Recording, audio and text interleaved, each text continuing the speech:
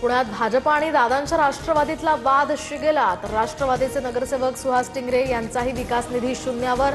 चंद्रकांत पाटलांच्या कामाचं ऑडिट करण्याचा अमोल बालवडकर आणि सुहास टिंगरे यांनी दिला होता प्रस्ताव।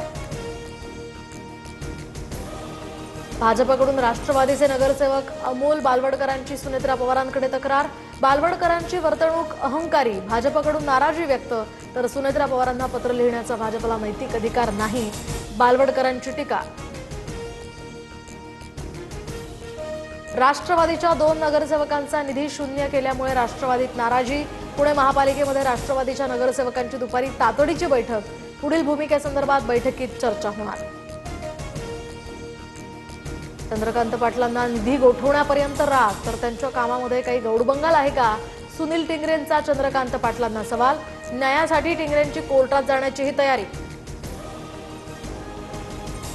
इथेनॉल निर्मितीचा साखरेच्या उत्पादनाला फटका। किरकोळ बाजारात साखर 75 ते 80 रुपयांच्या घरात तर आता साखरेची 100कडे वाटचाल होण्याची शक्यता। केंद्र सरकारकडून विनाशुल्क 10 लाख टन साखर आयातीला मंजुरी। राज्यात सुट्या तेलावर बंदी। भेसळयुक्त तेल विकल्यास 7 वर्षांपासून आजन्म शिक्षा आणि 10 लाख रुपयांचा दंड ठोठावला जाणार। एफडी आयुक्त तुकाराम मुंढे यांचा इशारा। अंगणवाड्यांमध्ये अत्यंत निकृष्ट दर्जाचा पोषण आहार पुरवल्याबाबत तक्रार करणाऱ्या अंगणवाडी सेविकेचंच निलंबन। कारवाईमुळे तीव्र संताप व्यक्त।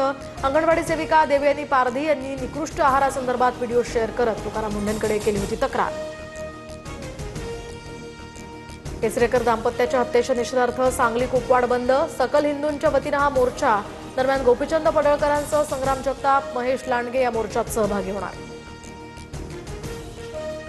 1 सप्टेंबरपासून रिक्षा आणि टॅक्सीची भाडेवाढ होणार। भाडेवाढीच्या प्रस्तावाला MMRTA ची मंजुरी। दरम्यान रिक्षाचं भाडं आता 1 रुपयांनी तर काळ्या पिवळ्या टॅक्सीचं भाडं 2 रुपयांनी वाढणार। राज्यात पुढील 4 आठवडे पाऊस घटणार। पावसाच्या दांडीमुळे पिकांना मोठा फटका बसण्याची शक्यता। उकाडा आणखी वाढणार।